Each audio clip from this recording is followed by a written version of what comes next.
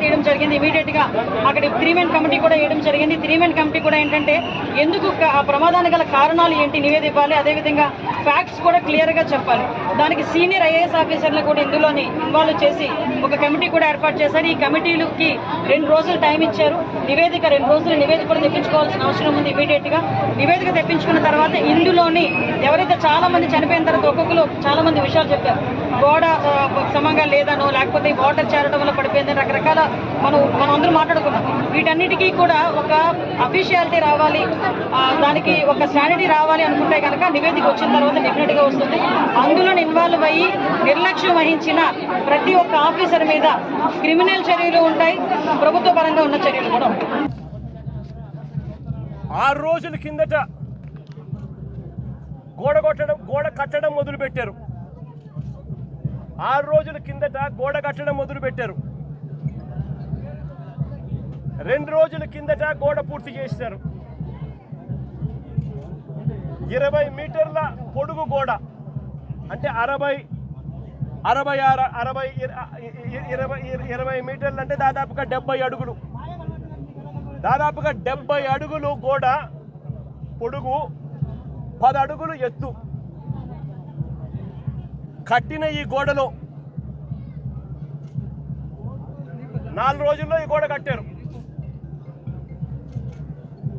ఈ గోడ కట్టే దాంట్లో ఎక్కడా కూడా కాలమ్స్ ఎక్కడా కనిపించవు.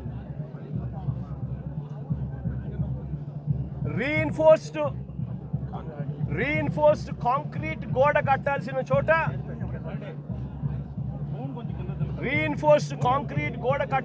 చోట కనీసం ఎటువంటి టెండర్లు కూడా పిలవకుండా మంత్రులు పర్యవేక్షిస్తున్నారని అంటారు. 5 మంది కమిటీ సభ్యులు అంటారు, వస్తారు, పర్యవేక్షించినారు, చూసినారు, గోడ కట్టడానికి పర్మిషన్ ఇచ్చినారు.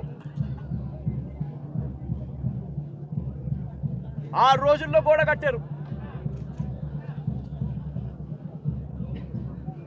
టెండర్లు కూడా పిలవకోకుండా కట్టేసేయండి అని చెప్పి కట్టేశారు. నేను అడుగుతా ఉన్నా,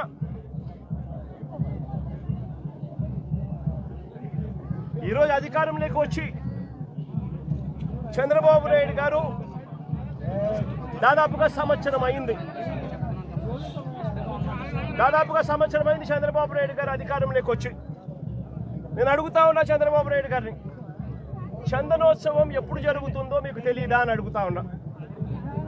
మరి చందనోత్సవం పలానా రోజు జరుగుతుంది అని చెప్పి తెలిసినప్పుడు ఈ గోడ కట్టించే కార్యక్రమం ముందే ఎందుకు మొదలు పెట్టలేదు అని అడుగుతా ఉన్నా. ఈ గోడ కట్టించే కార్యక్రమం ముందే ఎందుకు చేయలేదు అని అడుగుతా ఉన్నా ఇదే పెద్ద మంచి చంద్రబాబు నాయుడు గారిని.